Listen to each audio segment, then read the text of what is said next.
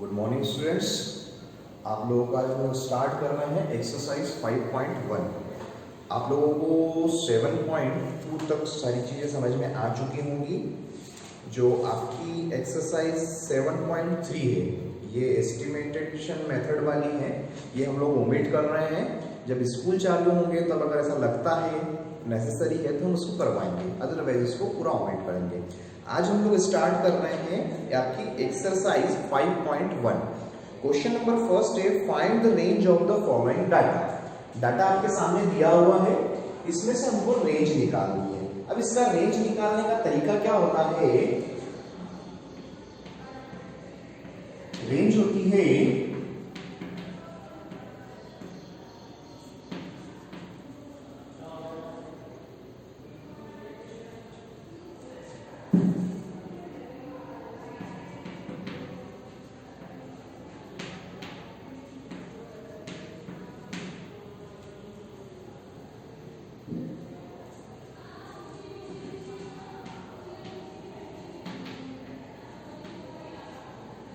Highest value minus lowest value. Highest value क्या है इन सब में? 12। लोएस्ट वैल्यू क्या है इन सब में? 1। तो आंसर क्या आ जाएगा आपका? 8। ये इसकी रेंज होगी। नेक्स्ट क्वेश्चन पर हम आते हैं। नेक्स्ट क्वेश्चन हमको दिया हुआ है find the frequency of the class 10 to 15 and 15 to 20। हमें 10 से 15 और 15 से 20 के बीच की फ्रीक्वेंसी निकालनी है। अब इसमें एक चीज यूज करते हैं, टेलीमार्क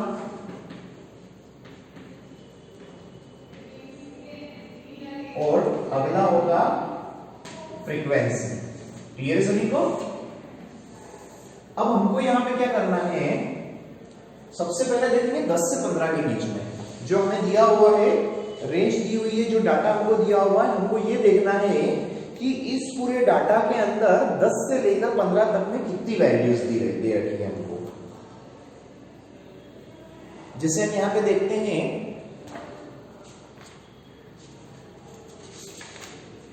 10 से 15 के लिए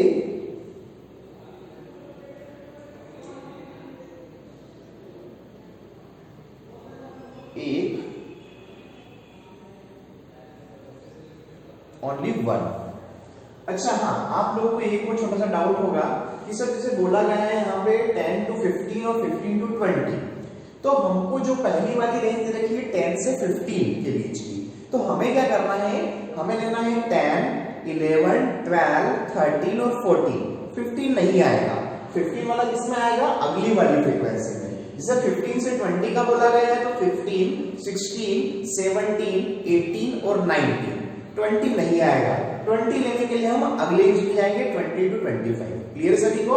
तो यहाँ पे 10 से 15 के बीच में हमको जो देखना है, तो हमको देखना है 10, 10, 11, 12, 13, 14 कितनी बार आ रहा है। तो केवल यहाँ पर 12 आ रहा है एक बार, तो फ्रीक्वेंसी आपकी हो जाएगी 1।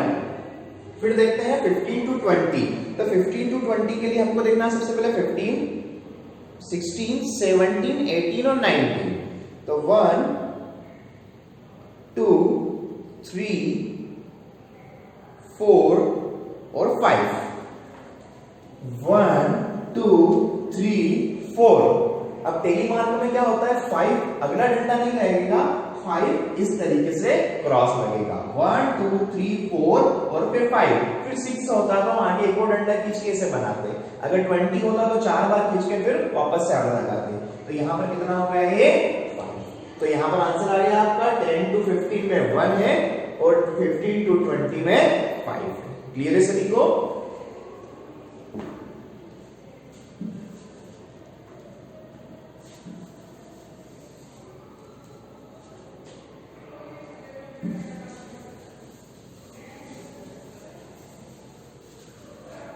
नेक्स्ट है आप लोगों का from following group frequency distribution table find the class interval and the class marks of the classes. Further suggest a suitable name of the given table. हमको यहाँ पर एक टेबल दी गई है, इसमें बोला गया है ये the following group frequency distribution table find the class interval. सबसे पहले हमको बताना है इसमें क्लास इंटरवल क्या है। तो यहां पर हम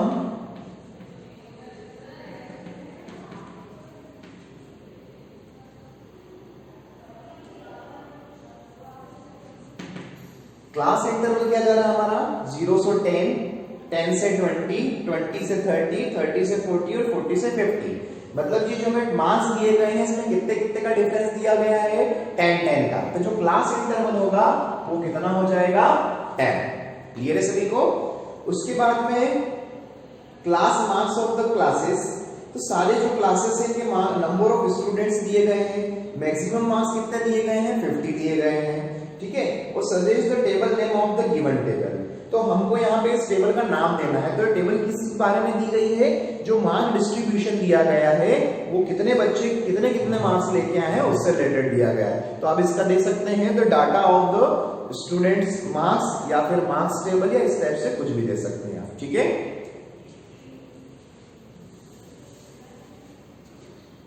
अगला है क्वेश्चन नंबर K4।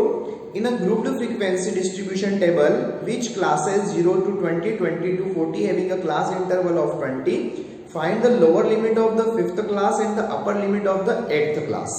मतलब हमको यहाँ पर दिया गया है 0 से 20, फिर 20 से 40, हम इसको आगे तक लेके जा रहे हैं 40 से 60, 60 से 80, 80 से 100, 100 से 120, 120 से 140, 140 से 160। ठीक है। अब इन्होंने जैसे हमें जिसके बारे में क्वेश्चन पूछा गया है वो पूछा गया है 5th क्लास और 8th क्लास के बारे में। तो 1 2 3 4 5 6 7 8। ठीक है। इसलिए हमने 8 बनाए हैं। अब क्वेश्चन में बोला गया है कि जो आपकी ग्रुप फ्रीक्वेंसी उसमें 20-20 का जो है वो डिफरेंस है। तो आपको 5th क्लास की लोअर लिमिट, तो 1 2 3 4 5 इस 5th क्लास में लोअर लिमिट क्या होगी। तो ध्यान रखना लोअर मतलब जो लोअर लिमिट होगी मतलब इन दोनों से छोटा क्रम, मतलब इधर वाली कितनी हो गई 80। अगर मुझसे इसी की अगर अपर लिमिट पूछी जाती तो क्या होती 100, लेकिन हमसे अपर लिमिट पूछी गई है 8th क्लास में। 1 2 3 4 5 6 7 8। तो 8th वाले की जो अपर लिमिट होगी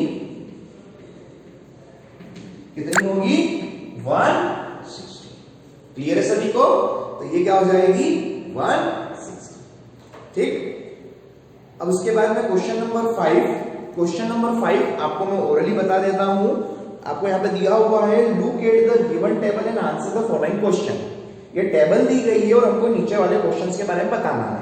फर्स्ट है which class has the lowest frequency.